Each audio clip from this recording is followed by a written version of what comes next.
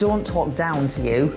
We embrace all voices with honest and civilised conversation.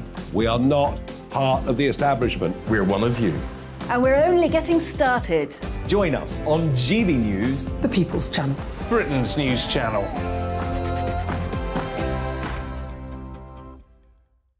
Hi there, it's Stephen and Anne. At breakfast from 6 a.m, you'll always be caught up with everything you need to know. The latest headlines, opinions and debates. We'll bring you the good news and the bad, but most of all, we're here for you. Remember, send in your views and let us know what you would like us to talk about. That's because we're your news channel. And every morning at 6 a.m, it's breakfast on GB News. My name's Tom Harwood and join me 9:30 a.m. every weekday for The Briefing, your one-stop shop for everything you need to know about what's going on in politics today. I wonder if this is a deal that might need to be like the biscuits in this factory, twice baked. Is there not an opportunity here to win out against the extremes? Tom Harwood, GB News. What are you going to do about it?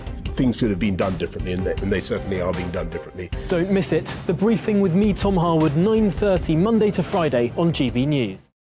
Where would you like to go? Just take me to the studio, please, mate. You know where you're going. I've got a show to do. Friday Night Feast on GB News, 7 p.m. And it's like nothing you've ever seen before. We take a different angle on the week's biggest news stories. The viewers and listeners set me some absolutely mad challenges to do. We tried to rehome a rescue dog. And yes, there's some other wacky stuff in there as well. I feel like I could take on the world. Well, that's that. Friday Night Feast with me, Patrick Christie's, every Friday, 7 till 9 p.m. on GB News. Be there.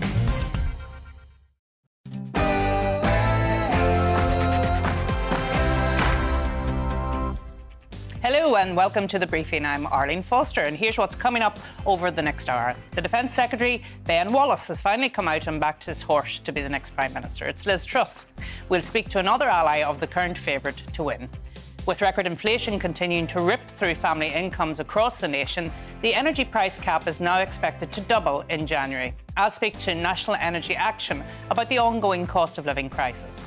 Also this week, the Unionist leader and architect of the Belfast Agreement, Lord David Trimble, passed away after a short battle with cancer.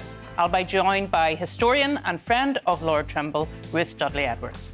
And for the first time in 8 years, the total deaths from drug misuse in Scotland is slightly down. I'll be joined by Labour MSP for Glasgow, Paul Sweeney, on his proposed bill to prevent drug deaths. And as ever, give me your political briefing. Send in your views and opinions by emailing gbviews@gbnews.uk or tweet me at gbnews.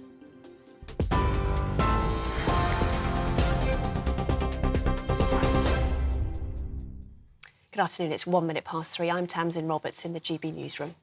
Police have arrested 2 people in connection with a 9-year-old girl who was stabbed to death in Lincolnshire. Officers were called to the town of Boston at around 6:20 last night. The victim is yet to be named. Here's Chief Superintendent Kate Anderson. A 9-year-old girl has sadly died as a result of what we believe to be a stab wound. We've arrested 2 people in connection with the incident. We believe this to be an isolated incident, and we're pursuing extensive lines of inquiry and have committed a number of resources to this investigation. You'll see more officers patrolling the area, and we have a high number of specialist detectives who've been brought in to assist the investigation. Former police officer Wayne Couzens has lost an appeal to reduce his whole life sentence for the murder of Sarah Everard last year. The Court of Appeal has been reviewing the sentences of 5 killers. Lord Chief Justice Lord Burnett said that in Couzens' case, a whole life order was justified due to the way he abused his power as a police officer. Couzens seeks leave to appeal against sentence. In his case, we grant leave to appeal against sentence but dismiss the appeal. Although the circumstances of his case do not fall within the terms of the statutory provision, which provides that a whole life order should be the normal starting point, the individual facts are such that the judge was entitled, exceptionally, to impose a whole life order. The father of 6-year-old Arthur Labinjo Hughes has had his sentence for manslaughter increased by 3 years to 24 years. Thomas Hughes was jailed alongside his partner Emma Tustin, whose minimum term of 29 years for Arthur's murder was unchanged. Ukraine's president says the country is ready to start shipments of grain from the Black Sea, but is still waiting for the go-ahead. Volodymyr Zelensky has visited the Black Sea port of Chornomorsk, where ships are being loaded with grain. A UN-brokered deal for exports to resume was signed in Istanbul last week, but the UN says crucial details are still being worked out.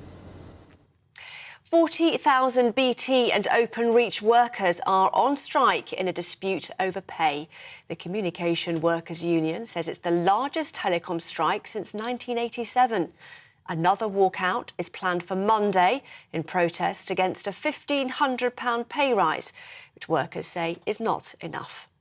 Look, the Communications Workers Union, people working in BT, are in such an outrageous situation where their chief exec had a 32% pay rise, and yet people working in BT call centres are actually having to have food banks put in situ in the call centres. What's going on in BT is completely outrageous, out of touch, top executives ramping up their pay, where the ordinary workers for the CW members in those BT call centres unable to put food on the table for their kids. Southern Water has announced that it's introducing a hosepipe ban after one of the driest years for over a century. From next Friday, people in Hampshire and the Isle of Wight will be forbidden from using hosepipes to water gardens or clean cars. Southern Water says there's no direct risk to customers' water supply, but that the ban is aimed at reducing the amount of water being taken from rivers. Colleen Rooney says she's pleased that the judge in the so-called Agatha Christie libel case ruled in her favour. She was sued by Rebecca Vardy after accusing her of leaking stories to the media. Mrs Vardy, who is expected to foot most of the legal bill, estimated at £3 million, says she's extremely sad and disappointed. Colleen Rooney says it should never have gone to court and that the money could have been better spent helping others. England have won their first medal on day one of the Commonwealth Games in Birmingham. Alex Yee won the men's triathlon to clinch gold at Sutton Park. He's described it as his greatest achievement ever. This is GB News. We'll bring you more news as it happens, of course. Now, though, it's back to the briefing with Arlene.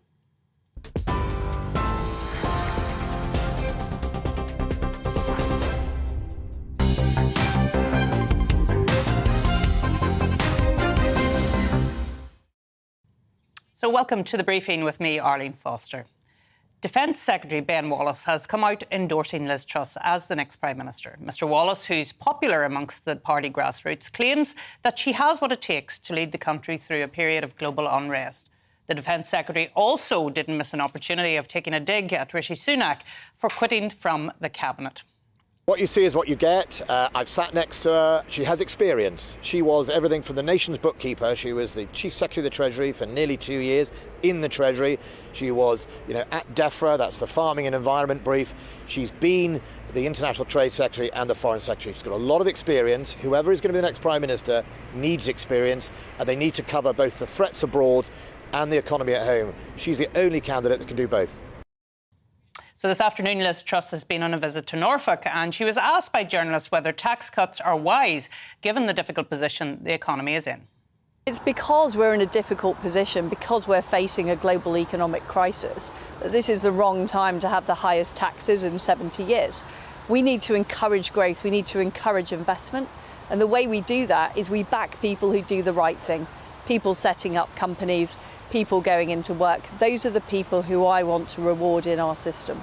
But, do you really think cutting taxes with borrowed money, won't increase inflation? The tax cuts I'm proposing are all about increasing the supply in the economy. And we know that the inflation has resulted because of a shock to supply. Inflation is forecast to come down next year. That's what the Bank of England has predicted. But they've also predicted a recession.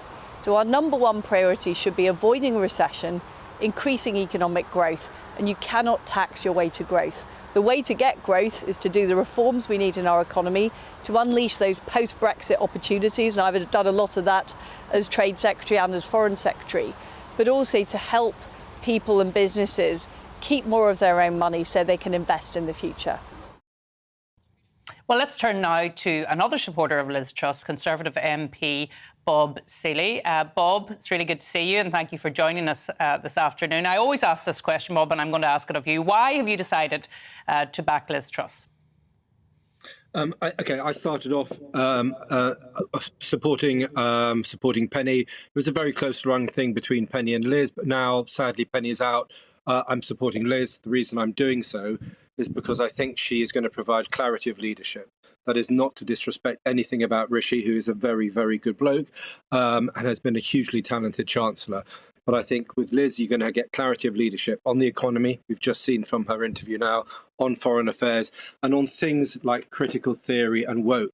And the day after the Tavistock Centre, we've just learned, has been closed down, I think this is an issue which is going to be of considerable concern to some people.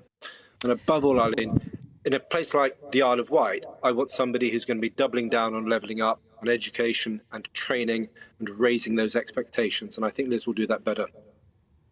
And can I say, it's a beautiful scene behind you, Bob, there, as we speak to you from the Isle of Wight. You've certainly chosen well today. But are you concerned at all, Bob, about the blue-on-blue rows that are going on at present? You will have heard the Defence Secretary today having a swipe at Rishi Sunak. You went out of your way there to say they're both very good candidates and you're backing Liz Truss because you think she'll give clarity of leadership. But are you concerned about the legacy of what happens after the leadership election is over?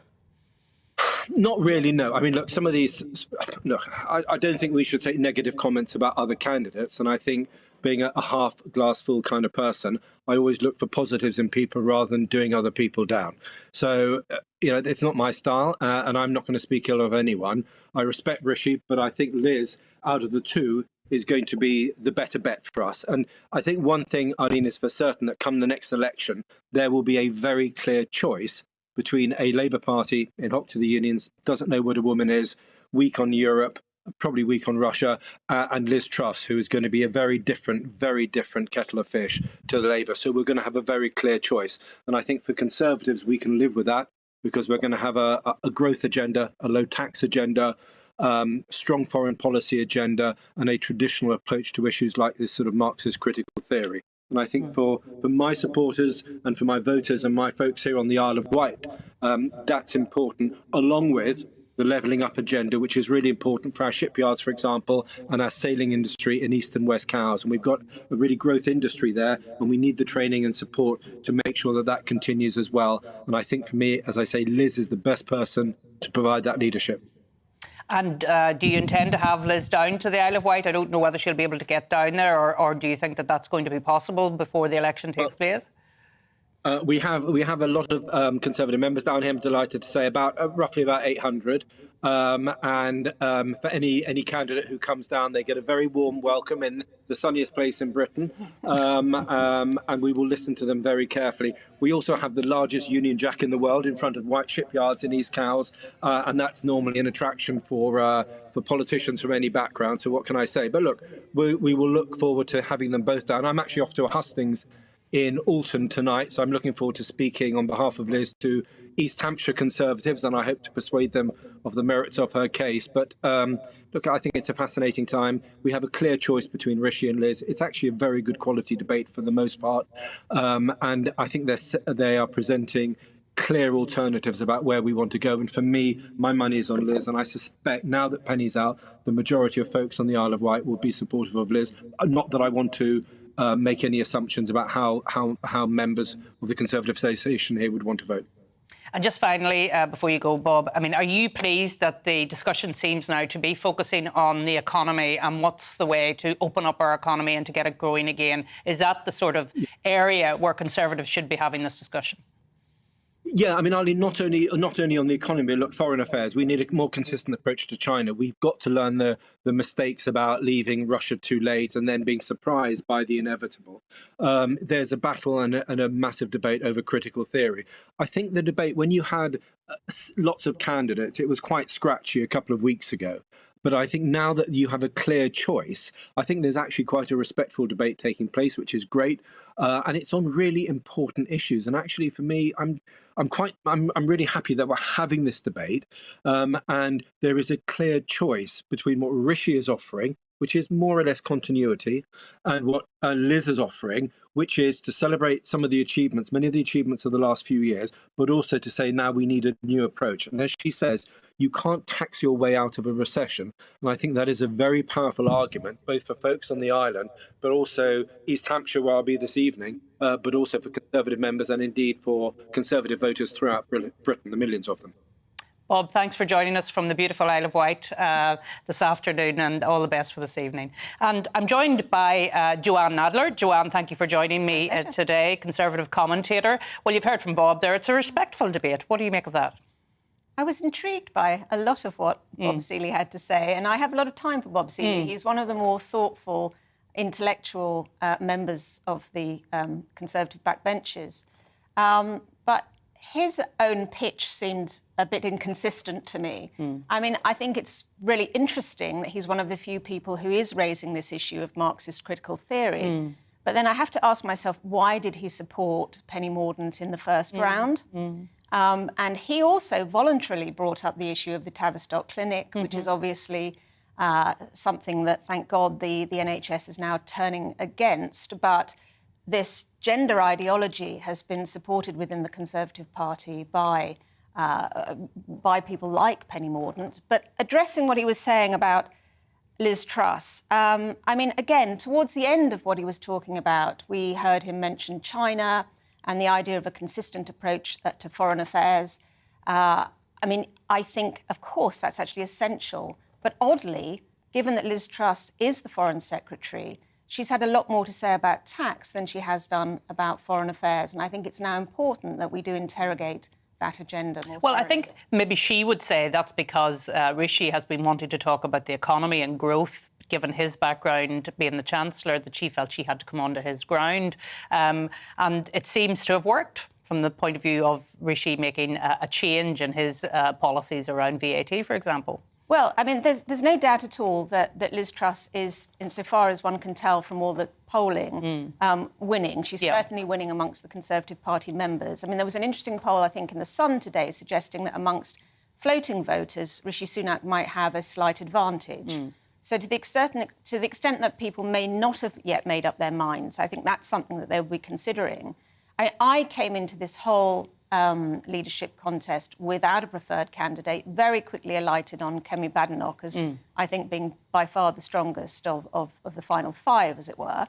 And now I have to say I am leaning towards Liz Truss because I think her argument about taxes, and particularly the taxes that she's looking, if not to cut, then certainly not to raise, is more compelling at the current moment. But I want to hear more about the foreign affairs agenda going forward. Yeah, and no doubt we will hear as the election goes on for the next leader of the Conservative Party. But after the break, we'll look at soaring energy prices with warnings of new pressures for families coming this autumn. But before that, let's take a look at the weather. Hello. As we go through this evening and overnight, it's going to be a warm and humid one, still staying pretty dry across southern parts of the UK, but we will have some rain spreading in elsewhere. And that's down to this weather front associated with an area of low pressure that's pushing its way into the northwest. High pressure hangs on further south though, so that keeps things drier with some clear spells. But we've still got a few showers through this evening across northern and eastern England, eastern Scotland. They'll fade away, and it's as we see this rain pushing its way in through the night that things turn pretty wet for a time across western Scotland and Northern Ireland as well. Some of that rain trickling into Wales and the North Midlands as well. But as I say, staying dry further south and east. A warm and humid night, those temperatures holding up for most places. 15 or 16 degrees as we start Saturday morning. Now we will see some brightness across the far southeast through the morning, but that sunshine turning a bit hazy through the day as the cloud thickens. Not a lot of rain getting to southern areas and some brighter spells developing later on, but further north we will have the wet weather. It eases through the day. We'll see some clearer skies coming through during the afternoon, one or two showers around, but probably staying quite grey and quite murky across the northwest of Wales and northwestern England as well. And that's where we've got this trailing weather front that'll continue to bring some low clouds, some mist and murk and that drizzle as well. But we do then start to see another band of rain pushing its way in through the course of Sunday. So some clearer skies across Scotland into the small hours of Sunday means it will turn quite chilly here. Temperatures down into single figures in rural spots, staying very mild across the southwest though. 18 or so degrees here, with that rain starting to push its way in on Sunday. Now through Sunday, we will see some usable rain, I think, across Wales, the Midlands, some worthwhile rain. We haven't seen a lot of rain in these parts for quite some time. And generally staying a little bit mixed through Sunday. A brighter day to come on Monday. A few further rain showers around on Tuesday. Goodbye.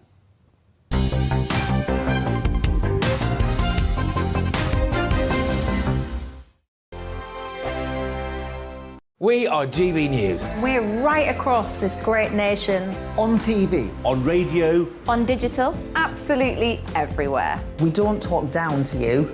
We embrace all voices with honest and civilised conversation. We are not part of the establishment. We're one of you. And we're only getting started. Join us on GB News, The People's Channel. Britain's news channel.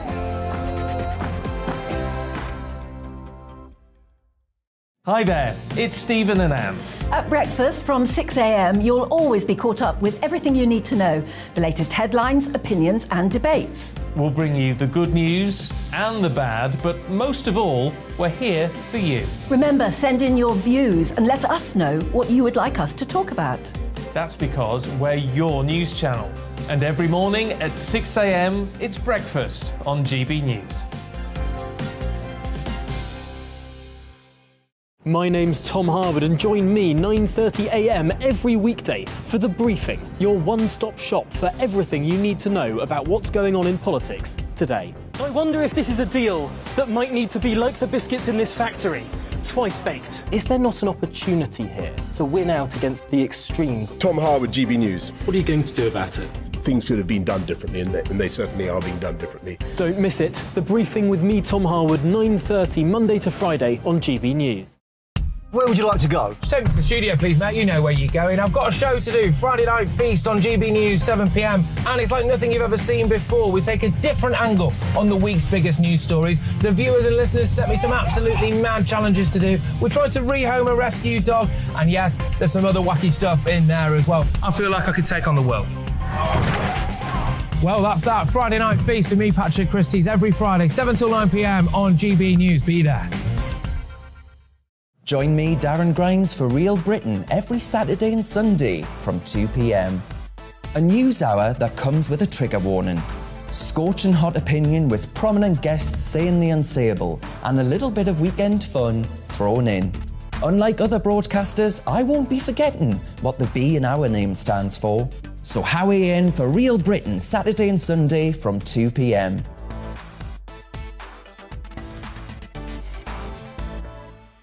Hello, I'm Patrick Christie's. And I'm Mercy Moroki. Make sure that you join us Monday to Thursday, 10 a.m. until midday, right here on GB News for To The Point. We're not afraid to talk about the topics that matter to you or the big topics that always matter. We cover absolutely everything, from the breaking political stories of the day to law and order, what's going on in the channel. We're not afraid to hold people to account. We always make sure we include your views on our show. Indeed, if you're thinking it, you can guarantee that we're saying it. So make sure you join the conversation with us, 10 a.m. until midday, Monday to Thursday, for To The Point on GB News.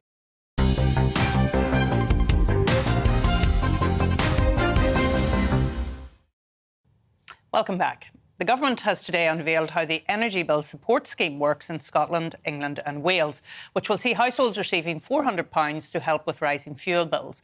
But with warnings that energy bills could rise to £4,000, is the help enough? Well, joining me now is Peter Smith. He's Director of Policy and Advocacy at the National Energy Action. Welcome to the show. We thought it would be good for you to come on today and talk about this £400 and how it's going to go out to households. So can you explain how that's going to happen over the next period of time? Sure. Thanks very much for having me on, Arlene. So for direct debit customers and those on standard credit, the process is very straightforward. You don't need to do anything. The energy suppliers will reduce your bill equivalent to the amount that's being provided within any given month. If you're on a smart prepayment meter, process is pretty similar. Credit will be applied to your meter equivalent to that value per month. Where it gets a little tricky is if you're a legacy prepayment meter customer, so older prepayment meter technology. There's about 2 million of them across Great Britain. There you'll have to probably redeem vouchers equivalent to the value, and you'll need to do that in a vending location like a pay point, pay zone, or a local convenience store or post office. So there will be some concern that as a result of that more manual process, some of the people that need that support the most may miss out on it. But we have all got a job to do to raise awareness of the support and make sure that people know that that's coming in October, and they can look out for that until they stop getting sent those vouchers at the end of March. Yes, because you will know, Peter, if people are sent vouchers, sometimes they just think that they're commercial vouchers or whatever, and they throw them to one side. So they should be looking out for those vouchers because they're literally money in the bank for them, isn't that right? That's absolutely right. It's going to be vital that people open the open the envelope. Often people that are on prepayment meters don't have a relationship with their energy supplier, or they've got quite a fractious relationship because they're on a prepayment meter because they're in debt. So it's vital during that time of October through to the end of March that people do open the post, and particularly post from your energy supplier, because it could be containing up to £60 odd a month in terms of support. So it's absolutely vital. And Peter, I wanted to just briefly as well speak to you about the energy price cap, which of course is here in Great Britain and not in Northern Ireland. We have a regulated system, as you know, a utility regulator exists there. But the price cap, is it really working here in GB, given that it is due to rise to double of what it is already? Well, sadly, as I'm sure you're all too aware, in Northern Ireland, over successive months, we've seen continuous increases, particularly in gas prices that people pay for those connected areas in Northern Ireland. And although there's a regulated electricity price, that really results in people having to give notice of a certain amount of days before they increase prices. So the picture in Northern Ireland is even more bleak. It's particularly being prohibited at the moment as a result of the political impasse, again, as I'm sure you're aware, where some of the consequentials that were provided to Northern Ireland as a result of the previous packages that the UK government have provided is still not getting through to people.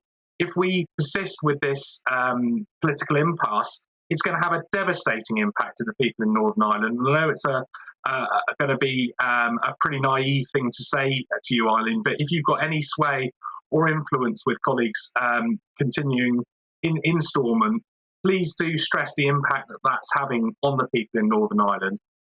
But getting back to your question, I think the value of the price cap has been tried and tested over the recent months in Great Britain. It's clearly provided some shielding from the full impacts, even if it's just putting off the pain. It's still valuable because people can plan much better than they were previously able to do when energy prices were just rocketing, and the first they heard about it was when their supplier announced it to their shareholders. So I do think that the price cap has had an impact, a positive impact, and we're looking next week particularly to ensure that Ofgem don't significantly reduce the support that it provides by moving to a 3-month cap period as opposed to a 6-month cap period.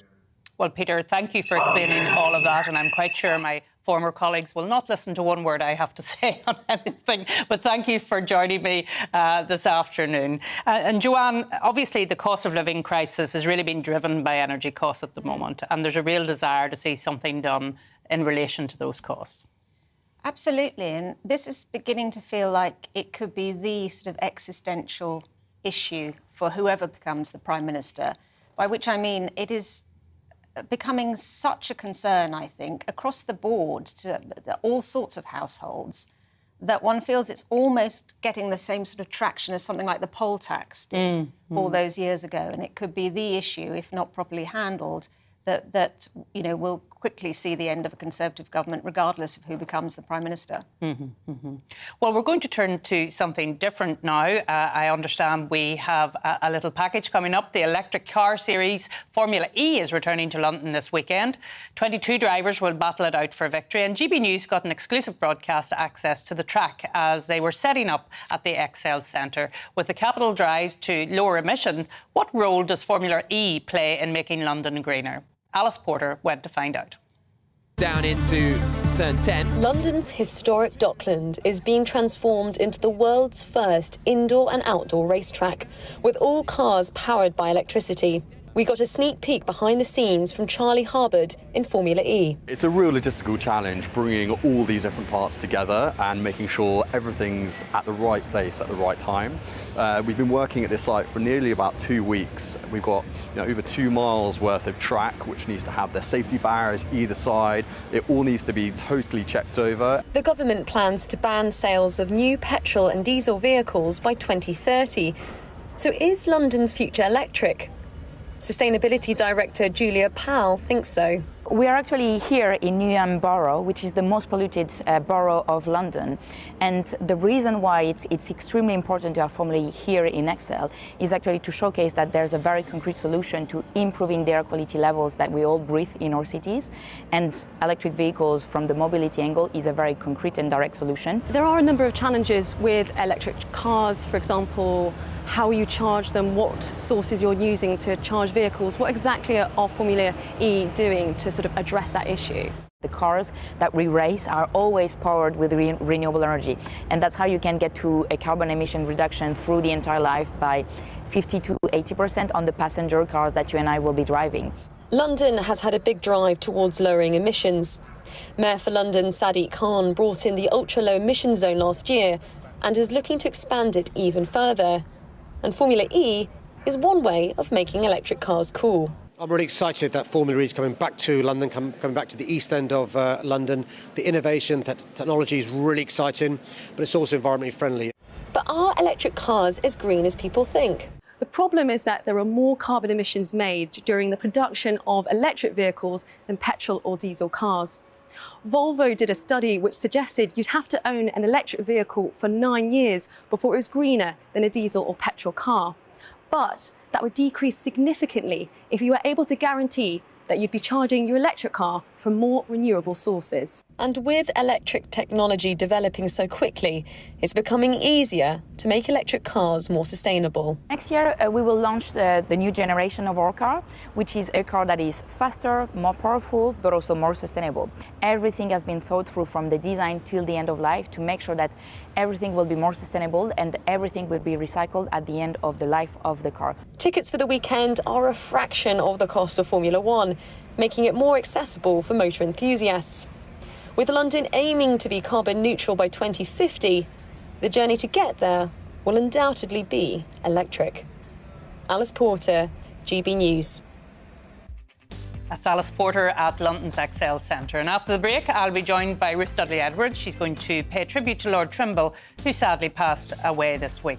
Plus, Scotland has published its latest figures on drug deaths. The Scottish Labour MSP Paul Sweeney will be joining me to talk about these horrendous figures and his plans to tackle it.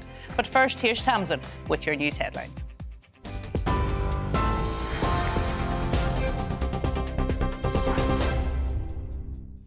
Arlene, thank you. Good afternoon. It's 3:31. Here's the latest from the GB newsroom. Police have arrested 2 people in connection with a 9-year-old girl who was stabbed to death in Lincolnshire. Officers were called to the town of Boston at around 6:20 last night. Police say they believe the attack was an isolated incident. The victim is yet to be named. Former police officer Wayne Couzens has lost an appeal to reduce his whole life sentence for the murder of Sarah Everard last year. It was the first time the sentence had been imposed for a single murder of an adult not related to terrorism. His lawyers argued it was excessive, but the court ruled it was justified due to the way he abused his power as a police officer. 40,000 BT and Openreach workers are on strike in a dispute over pay. The Communication Workers Union says it's the largest telecom strike since 1987. Another walkout is planned for Monday in protest against a £1,500 pay rise, which workers say is not enough.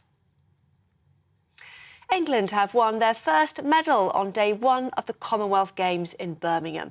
Alex Yee won the men's triathlon to clinch gold at Sutton Park. He's described it as his greatest achievement ever. TV, online and DAB+ radio. This is GB News. Back to the briefing with Arlene in just a moment.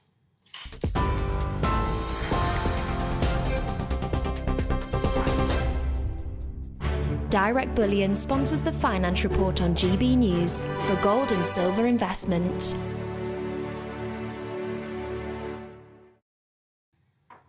Here's a quick snapshot of today's markets. The pound is 1.21 to the dollar and 1.19 to the euro. And the price of gold currently stands at £1,451.65 per ounce. Direct Bullion sponsors the Finance Report on GB News for gold and silver investment. We are GB News. We're right across this great nation. On TV. On radio. On digital. Absolutely everywhere. We don't talk down to you. We embrace all voices with honest and civilised conversation. We are not part of the establishment. We're one of you. And we're only getting started. Join us on GB News, the People's Channel. Britain's news channel.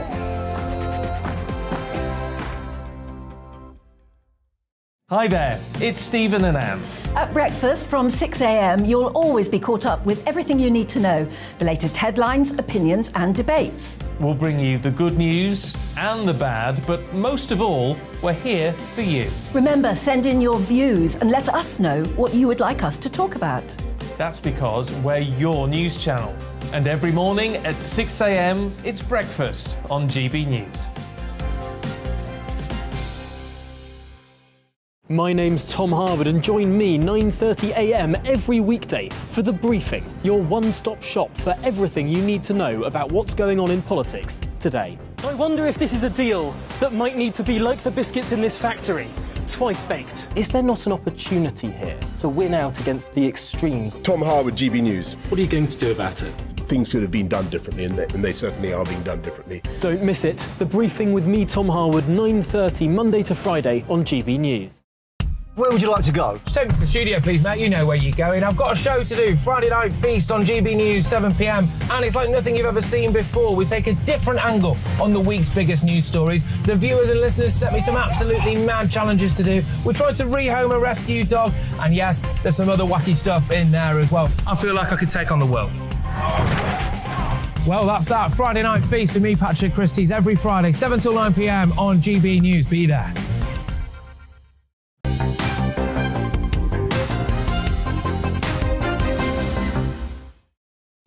Welcome back to The Briefing. Well, this week saw the passing of the Unionist leader and key figure in the establishment of the Belfast Agreement, Lord David Trimble. Lord Trimble served as the First Minister of Northern Ireland from 1998 to 2002 and leader of the Ulster Unionist Party from 1995 to 2005, as well as serving in both the House of Commons and the Northern Ireland Assembly. He was famously a recipient of the Nobel Peace Prize. He's recognised across the globe as one of the pivotal figures in bringing an end to sectarian violence in Northern Ireland, and his death has been met with widespread tributes from Bono to Bill Clinton. Well, with me in the studio now to look at the remarkable life and legacy of David Trimble is his friend, author and historian, Ruth Dudley Edwards. Well, Ruth, it's been a very sad time for you as a dear friend of David Trimble, but you've known him for a long time.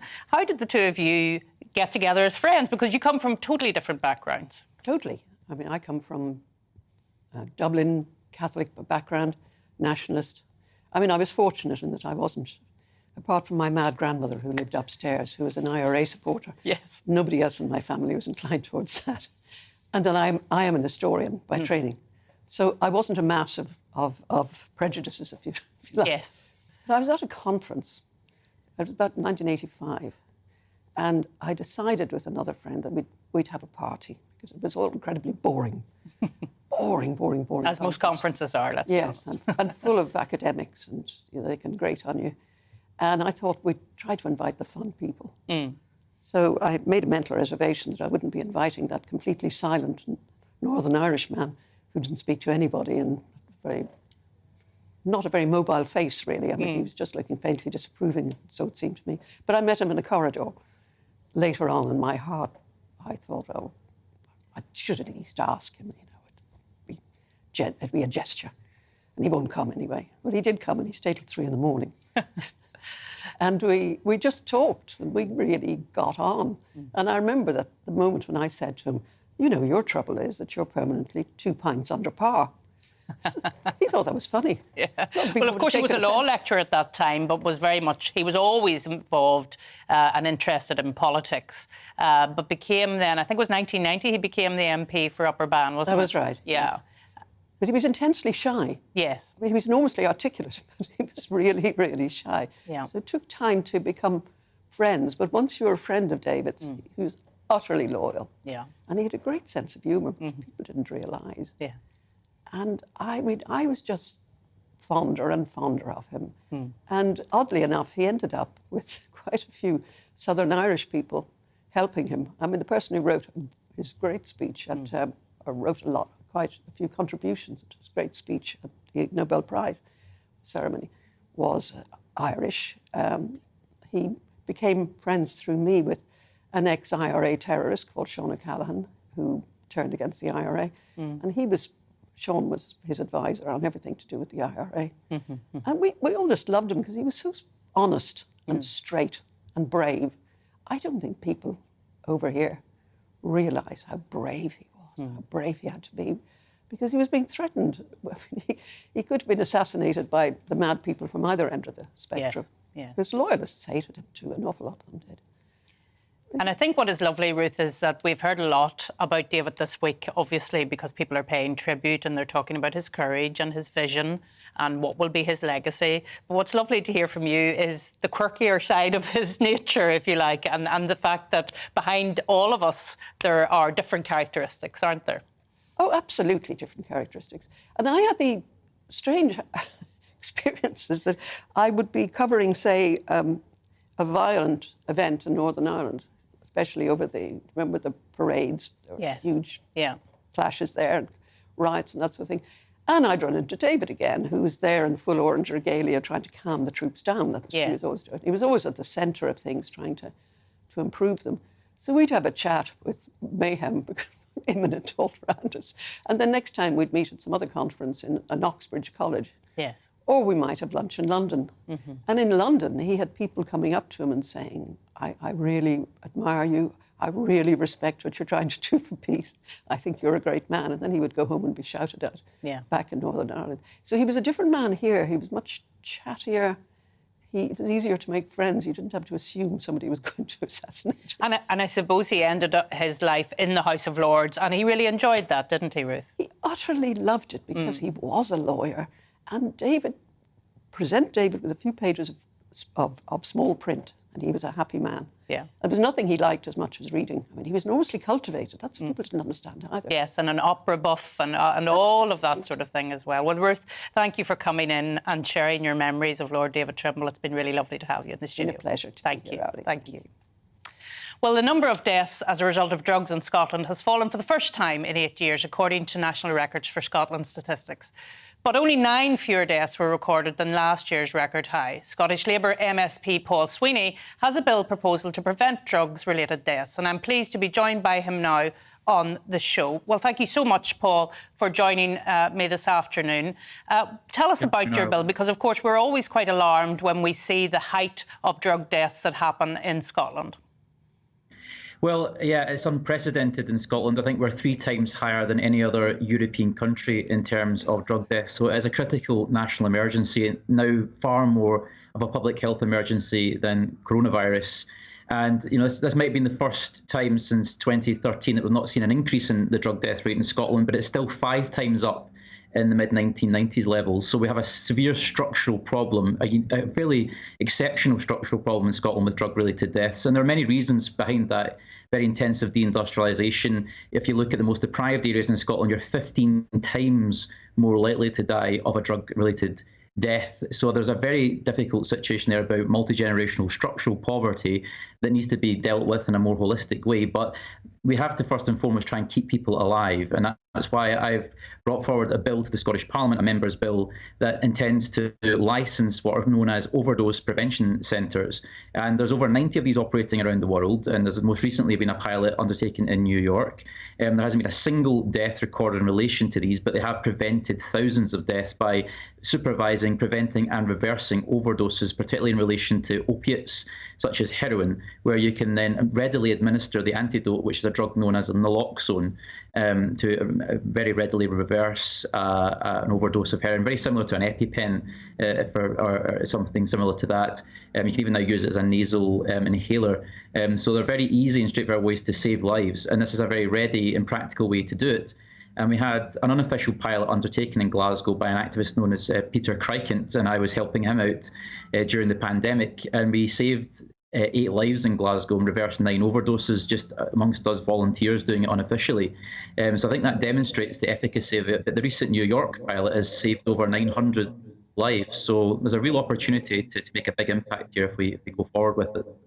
And you're right to mention, of course, this is really trying to stop overdoses, and that's where you're focusing your attention on. And I want to ask you about whether you're getting support for your... Is it a private member's bill, Paul, that you're bringing forward? I mean, is this something that you're getting support for? Yeah, there's been broad consensus in the Scottish Parliament across all parties, including from Douglas Ross and the Conservatives and several Conservative MSPs, that they are willing to back it. We've got support from the Minister, Angela Constance.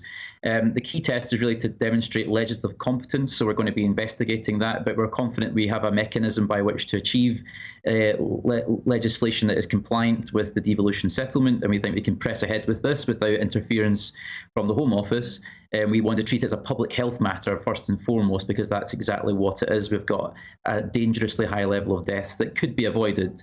And there are many other ways to tackle this, particularly around rehabilitation. But the first thing you have to do is keep people alive and establish a relationship. These are people who are really at the margins of society. We were dealing with a particular case with a young girl of 21 years of age. She overdosed twice in our converted ambulance. We were able to reverse those overdoses, but she had been sexually abused in care. She was mistrustful of any authority figures.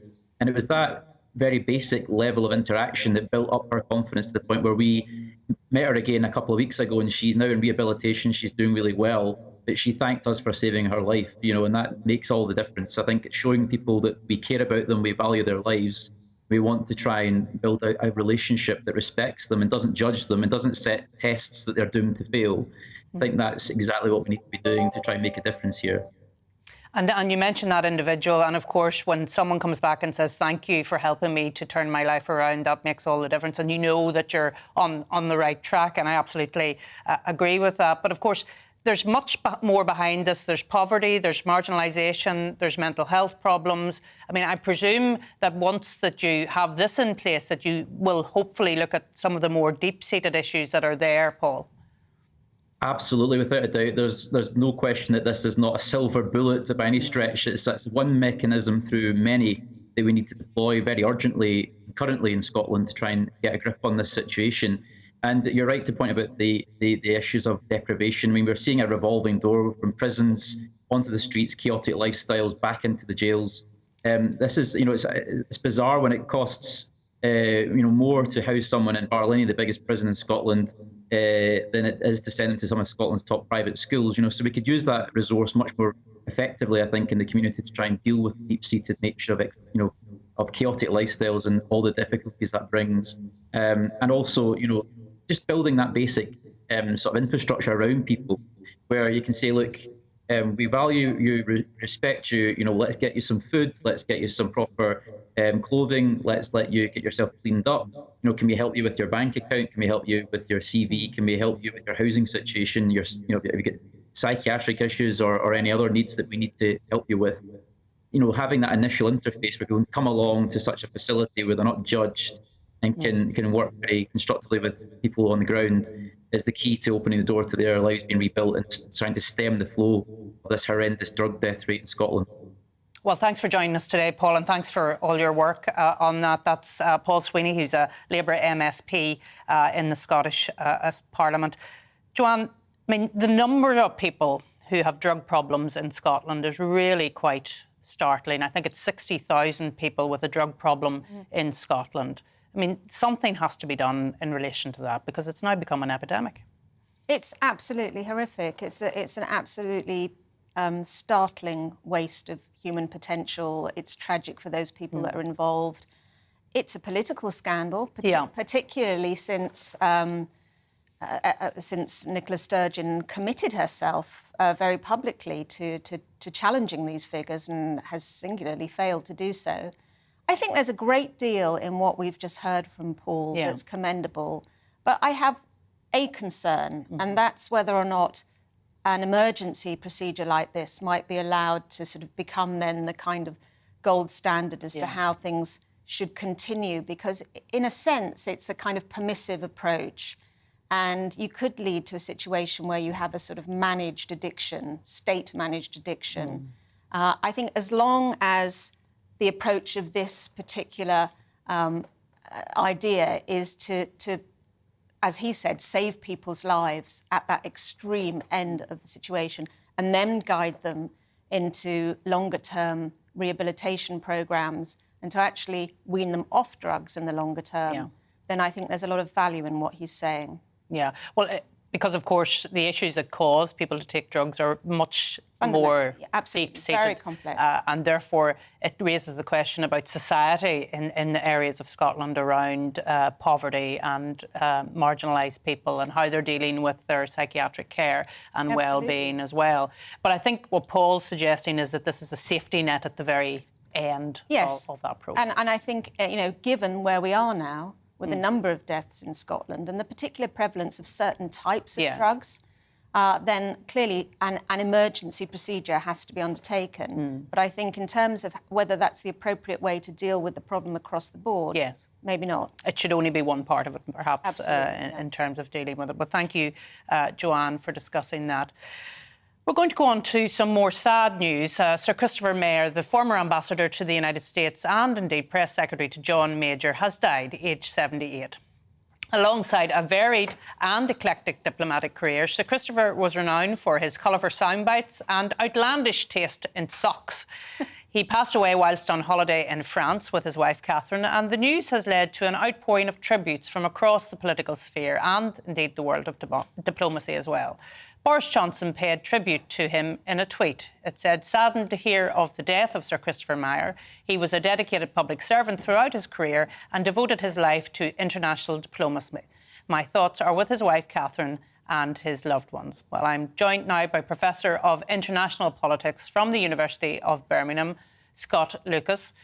Scott, there has been, as I say, a huge outpouring of sympathy to Sir Christopher's widow. And I think a lot of people thought that they really knew Sir Christopher because they'd seen him so many times commenting and letting us have the benefit of his opinion on various issues. So he'll be a huge loss. He will be a huge loss, Arlene. But what I find interesting is here's a man who himself was almost ostracized because what happened during his final position, which was, of course, or final diplomatic position, which was as ambassador to the U.S. between 1997 to 2003. That's a period which your listeners will pick up, our viewers will always pick up on it, which spanned the end of the Clinton administration, 9/11, but then the Iraq War. And with the Iraq War, Sir Christopher really found himself caught between the Americans, the Bush administration, and the Blair government, both of whom, of course, really wanted to pursue the war. And he, as a diplomat, was in a sense shut out on a lot of those discussions.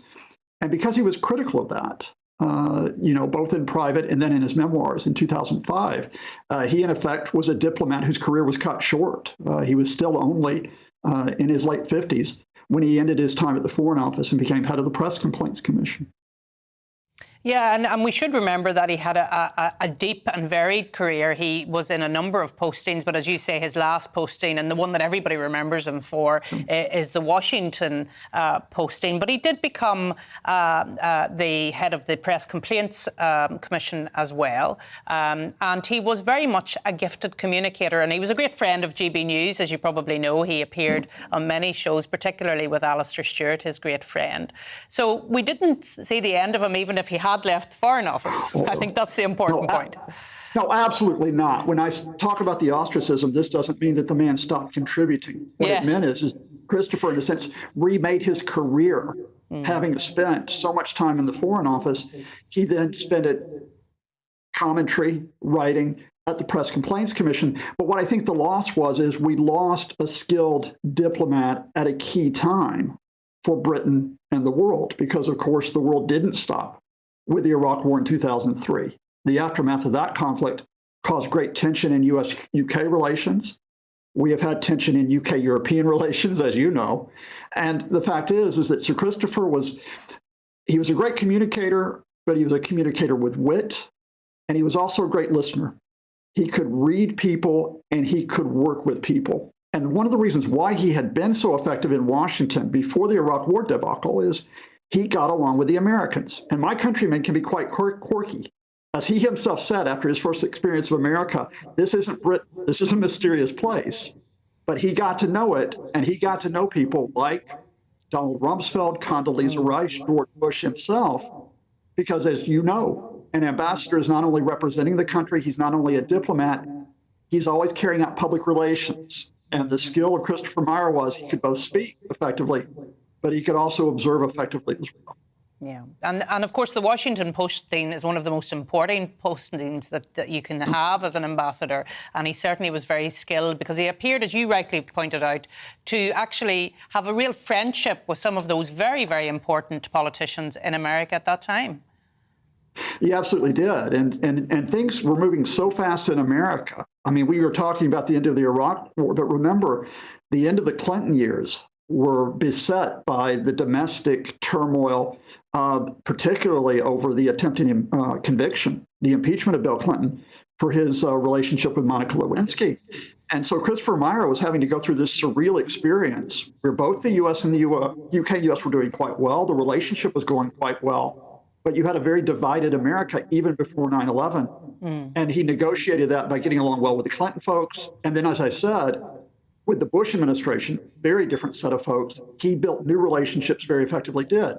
And just to add, as you pointed out, he had done that before when he served, whether it be in Whitehall, working with John Major, for example, or when he served in Germany as the ambassador there. This man was pretty consummate as a diplomat, and he was consummate at always basically bringing a bit of life into it.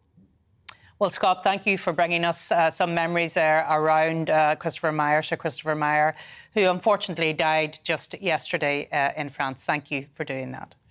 So, Joanne, just very briefly, he was a diplomat who a lot of people knew. There's not very many of those about Yes, now. absolutely. Well, he personified, I think, a certain type of Englishman. Yes. And somebody who I suppose now would be criticised as being a member of the elite, but very much deservedly so in his case, because he was able, I think, to be a very successful public servant, regardless of the political leanings of whoever he was working for.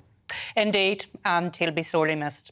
Well, you've been watching and listening to The Briefing with me, Arlene Foster, joined by Joanne Nadler, and the show is back every Friday from 3 p.m. Up next, it's Nana Akua. Hello. As we go through this evening and overnight, it's going to be a warm and humid one, still staying pretty dry across southern parts of the UK, but we will have some rain spreading in elsewhere, and that's down to this weather front associated with an area of low pressure that's pushing its way into the northwest. High pressure hangs on further south though, so that keeps things drier with some clear spells. But we've still got a few showers through this evening across northern and eastern England, eastern Scotland. They'll fade away, and it's as we see this rain pushing its way in through the night that things turn pretty wet for a time across west